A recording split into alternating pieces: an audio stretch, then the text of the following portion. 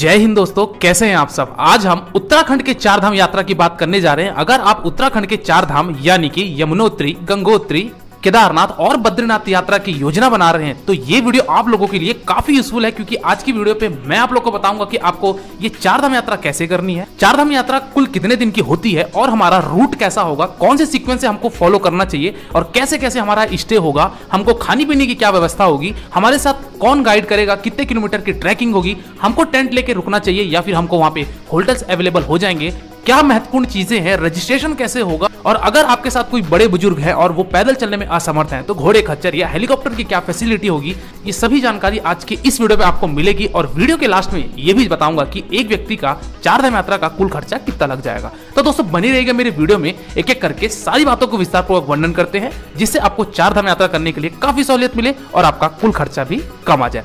सबसे पहली बात करते हैं दोस्तों कि ये चार धाम यात्रा कितने दिन की होती है। दोस्तों बेसिकली आपको बताना ये चाहूंगा कि जो ये चार धाम यात्रा शुरू होती है वो शुरू होती है हरिद्वार से। और जैसा आपको पता होगा कि हरिद्वार हमारी देश के बहुत सारे प्रमुख ट्रेनें वहां जाती है, तो हरिद्वार से हमारी यात्रा शुरू होगी और हमारी यात्रा वापस हरिद्वार पे खत्म होगी। चार धाम यात्रा की जो ये योजना बनती है ये लगभग आपकी 9 रात 10 दिन की बनती है, अगर आप गौमुख नहीं जाते हैं तो। अगर आप गौमुख की भी ट्रैकिंग ऐड करते हैं तो मान के चलिए कि आपका एक दिन और ऐड हो जाएगा, वरना आप मान के चलिए कि आपका 9 रात 10 दिन की ये यात्रा बनती है और आप चार धाम यात्रा कंप्लीट कर लेंगे। चलिए शुरू करते दोस्तों हरिद्वार से। हम हरिद्वार की जो लोकल साइट सीइंग है उसकी मैं अभी यहाँ पे बात नहीं कर रहा हूँ, जैसे कि हर की पौड़ी, मनसा देवी मंदिर, ये सारी चीजें हैं, क्योंकि हरिद्वार की सेपरेट वीडियो मैं ऑलरेडी बना चुका हूँ, जो कि आपको ऊपर आई बटन पे लिंक मिल रहा होगा, तो वहां जाके आप हरिद्वार को कैसे एक्सप्लोर करना है वो देख सकते हैं। आज की वीडियो को बनाने का जो उद्देश्य है वो है केवल चार धाम। तो हरिद्वार से हमारी यात्रा शुरू होती है। आप अगर ग्रुप में हैं तो आपके लिए बेस्ट सुटेबल है टेम्पो ट्रैवलर, आराम से कंफर्टेबली आप जा सकते हैं। अगर आपकी कोई छोटी ग्रुप है तो इनोवा, और उससे भी अगर छोटी ग्रुप है तो फिर डिजायर या फिर टोयोटा की इटियोस आप गाड़ी लेके जा सकते हैं। वीडियो के आखिरी में मैं एक चीज आपको जरूर बताना चाहूंगा कि अगर आप पैकेज लेके जाते हैं तो क्या कॉस्ट पड़ेगा, अगर आप सेपरेट ही सारी चीजें खुद ही मैनेज करना चाहते हैं तो फिर आपको वो कॉस्ट क्या पड़ेगी। तो दोनों ही आपके ऑप्शन में विकल्प दूंगा, पूरी वीडियो में बने रहिएगा, तभी आपको सभी चीजों की जानकारी प्राप्त होगी। तो दोस्तों हरिद्वार से यात्रा शुरू होती है और हमारे देश के बहुत सारे प्रमुख शहरों से हरिद्वार के लिए डायरेक्ट ट्रेन कनेक्टिविटी मिल जाती है, तो आप हरिद्वार तक पहुंच सकते हैं। वही अगर आप फ्लाइट से आ रहे हैं तो आप देहरादून से यात्रा अपनी शुरू कर सकते हैं। देहरादून में आपका एयरपोर्ट है तो आप देहरादून उतर के आप अपनी यात्रा शुरू कर सकते हैं। चलिए दोस्तों मैं बात करता हूं डे नंबर 1 की। दोस्तों आपको मैं सभी योजना डे वाइज बताता जाऊंगा ताकि आपको सभी चीजें और भी अच्छे से क्लियर होती जाए। डे नंबर 1 दोस्तों आपको हरिद्वार से आपको जाना है बरकोट की तरफ। दोस्तों हरिद्वार से बरकोट की जो दूरी है वो लगभग आपकी 180 किलोमीटर की यात्रा पड़ जाती है, और यह यात्रा तय करने के लिए आप मान के चलिए कि आपको लगभग 6 से 7 घंटा या 8 घंटा भी लग सकता है। तो आप ये एक दिन आपका तो केवल बरकोट पहुंचने में ही लग जाएगा और उस रात आप बरकोट पे स्टे लेंगे। चलिए दोस्तों अगली बात करते हैं कि हम बरकोट तो पहुंच चुके हैं, अब हमको स्टे कहां लेना है, क्या हमको स्टे की फैसिलिटी होगी और हमको खाने पीने की क्या व्यवस्था होगी।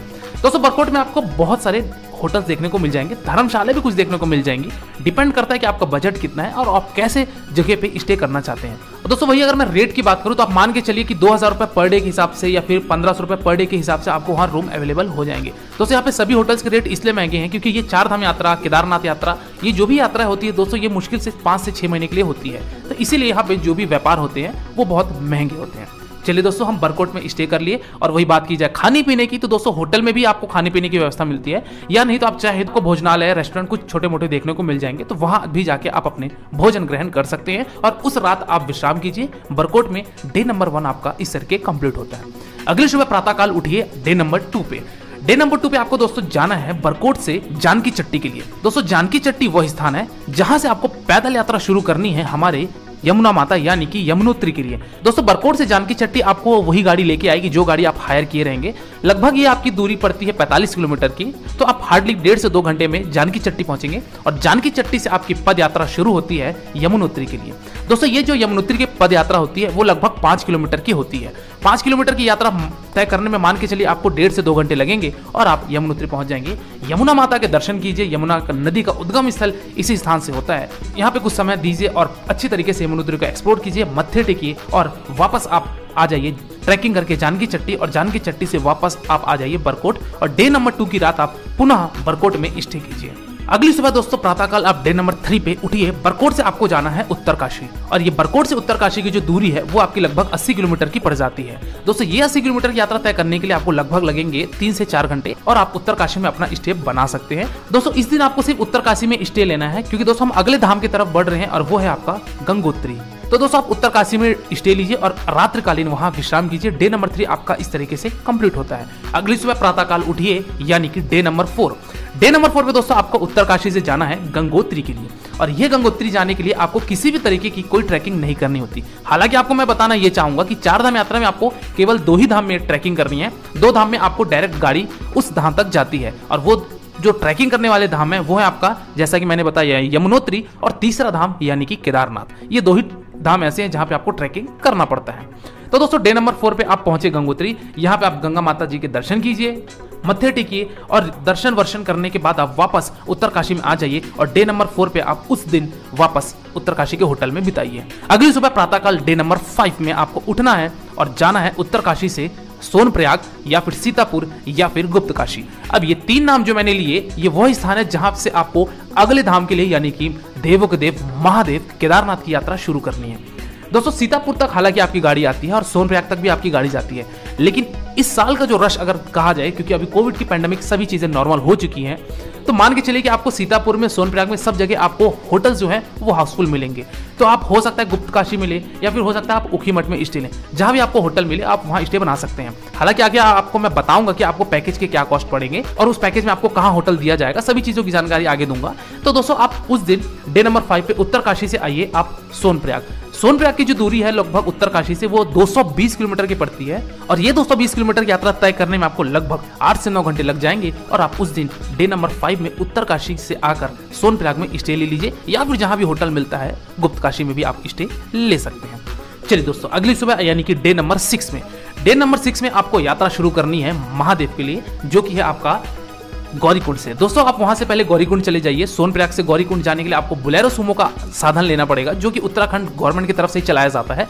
30 रुपए 40 रुपए सवारी लेता है, और आप गौरीकुंड पहुंचेंगे, और गौरीकुंड से आपकी 16 से 17 किलोमीटर की पद यात्रा शुरू हो जाएगी केदारनाथ के लिए। तो दोस्तों डे नंबर 6 में आप ट्रैकिंग करते हुए, आराम से महादेव के नाम लेते हुए, ओम नमः शिवाय का जाप करते हुए आप पहुंचेंगे केदारनाथ मंदिर प्रांगण में। दोस्तों केदारनाथ पहुंचते पहुंचते आपको शाम हो जाएगी, और डे नंबर 6 में आप उस रात केदारनाथ में ही आप स्टे अपना बना सकते हैं। दोस्तों केदारनाथ में स्टे करने का सबसे ज्यादा लोगों के मन में संशय होती है कि वहां हमको होटल कैसे मिलेगा, हमको क्या टेंट मिलेगा, हमको क्या हाउस हट मिलेगा, जो कि GMVN द्वारा चलाया जाता है। तो दोस्तों अगर आप पैकेज लेना चाहते हैं तो पैकेज में आपको सभी जगह वहां पे होटल प्रोवाइड करा दी जाएगी। अन्यथा चाहे तो आप वहां पे डॉर्मेट्री भी है, आपको टेंट सर्विस भी मिलती है, जो कि गढ़वाल मंडल विकास निगम की तरफ से चलाया जाता है। GMVN दोस्तों उत्तराखंड टूरिज्म का एक गवर्नमेंट पोर्टल है, उनके द्वारा ये सारी चीजें व्यवस्था की जाती है। तो आप चाहें तो GMVN की तरफ से भी वहां अपनी स्टे बना सकते हैं। तो दोस्तों डे नंबर 6 में आप इस तरीके से केदारनाथ प्रांगण में पहुंचे, महादेव के रात में दर्शन कीजिए, आरती में सम्मिलित होइए, हर हर महादेव का नाम लेते हुए डे नंबर 6 आपका इस तरीके से संपन्न होता है। अगली सुबह प्रातःकाल आप उठिए डे नंबर 7 पे, पुनः आप महादेव के दर्शन कीजिए और अपनी ट्रैकिंग वापस शुरू कर दीजिए गौरीकुंड होते हुए सोनप्रयाग या फिर गुप्तकाशी के लिए। तो दोस्तों डे नंबर 7 में आप केदारनाथ मंदिर से आप नीचे उतरेंगे 16 से 17 किलोमीटर, और आप उस दिन पुनः वापस स्टे बनाइए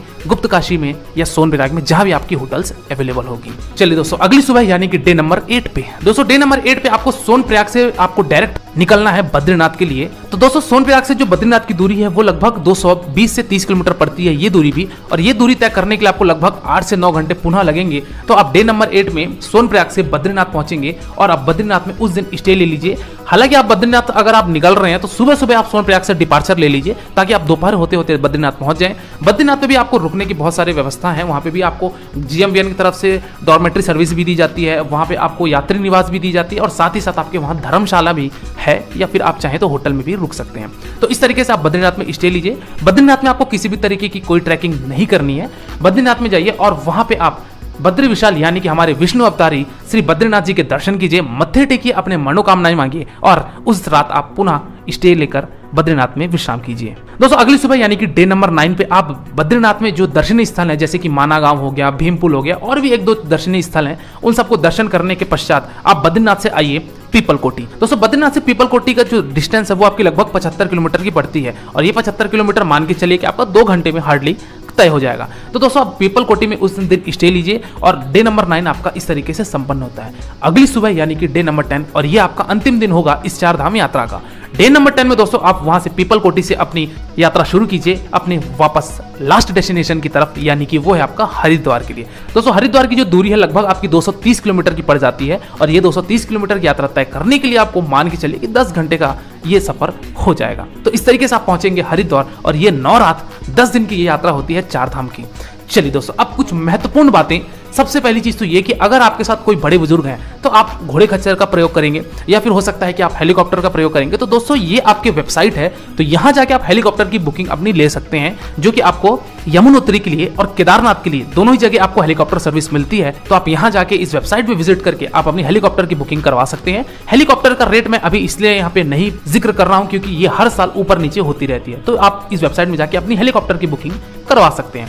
वही अगर मैं दूसरी बात करूं घोड़े खच्चर की, तो दोस्तों आप घोड़े खच्चर या फिर पालकी भी प्रयोग करके आप उस गंतव्य तक पहुंच सकते हैं, यानी कि यमुनोत्री तक, और दूसरा स्थान है आपका केदारनाथ। तो दोनों जगह आपके पालकी के रेट अलग अलग होते हैं, घोड़े खच्चर के रेट अलग अलग होते हैं, तो वो भी आपको इजीली मिल जाएंगे। तो आप वहां से इन माध्यम का प्रयोग करके आप अपने बड़े बुजुर्गों के साथ या फिर जो चलने में असमर्थ है उनके लिए आप ये सुविधा दे सकते हैं।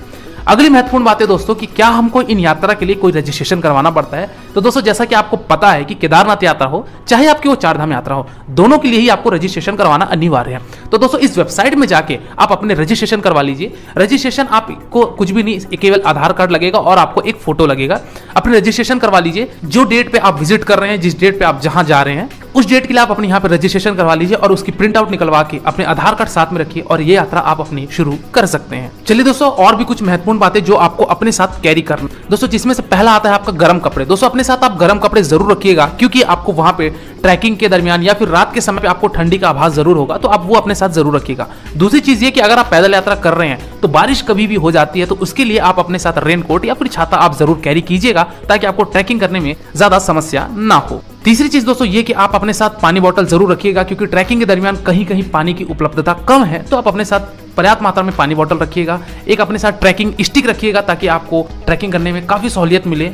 साथ ही साथ आपको वहां पे मोबाइल कनेक्टिविटी की अगर बात की जाए तो आपको हर जगह भली भांति मोबाइल कनेक्शन मिल जाती है। घर वालों से, परिवार वालों से संपर्क आप कर सकते हैं, लेकिन अपने साथ पावर बैंक जरूर रखिएगा, क्योंकि वहां पे लाइट का भरोसा नहीं होता है। तो दोस्तों ये कुछ महत्वपूर्ण बातें थी जो आपको अपने साथ कैरी करनी है। चलिए दोस्तों अंतिम बात करते हैं और अगली बात करते हैं कि इस यात्रा को करने के लिए आपको कुल खर्चा कितना लग जाएगा। तो दोस्तों सबसे पहली बात करूं कि अगर आप पैकेज लेना चाहते हैं तो दोस्तों इस नंबर पे जाके आप अपने पैकेज बुकिंग करवा सकते हैं। दोस्तों अगर आप ये पैकेज लेना चाहते हैं तो इसमें आपके होटल एकोमोडेशंस, वहां पे ब्रेकफास्ट, डिनर, साथ ही साथ आपको हर जगह के लिए जो गाड़ी प्रोवाइड कराई जाएगी, ये सारी चीजें इंक्लूड होती है। और साथ में आपको एक गाइड भी दिया जाता है, क्योंकि यही यात्रा 9 रात 10 दिन की होती है, तो आपको एक गाइड जरूर चाहिए रहता है, क्योंकि आपको मार्गदर्शन सही और उचित दे पाए। तो दोस्तों अगर आप ये पैकेज लेना चाहते हैं तो इस कॉन्टैक्ट नंबर पे अपना संपर्क करके जो भी आपकी क्वेरीज है, जो भी आपका बुकिंग है, वो करवा सकते हैं, और साथ ही साथ अपनी ये यात्रा को आप बहुत भी आसान बना सकते हैं। और वही अगर दोस्तों अगर आप सेपरेटली घूमना चाहते हैं, अपने हिसाब से सारी चीजें मैनेज करना चाहते हैं, तो दोस्तों आप मान के चलिए कि आपको होटल बुकिंग, गाड़ी की सर्विसेज, ये सब मिला के आपको पर पर्सन का जो कॉस्ट पड़ेगा वो 18,000 से 20,000 रुपए पर पर्सन पड़ेगा, और ये आप 4 धाम यात्रा अपनी संपन्न कर लेंगे। तो दोस्तों ये था आपका 4 धाम यात्रा का संपूर्ण वर्णन। इसके बाद भी अगर आपको कोई डाउट है या फिर अगर आपको कोई क्वेरी है तो आप मेरे विजिट करके जो भी आपके प्रश्न है वो मुझसे प्रकट कीजिए। डेफिनेटली आपको मेरे द्वारा या मेरी टीम के द्वारा आपको रिप्लाई दिया जाएगा। दोस्तों आज की वीडियो फिलहाल इतना ही, मिलते हैं फिर एक नई वीडियो में एक नई यात्रा के साथ। तब तक के लिए शुक्रिया। जय हिंद, जय बद्री विशाल, हर हर महादेव। आपकी यात्रा मंगलमय हो।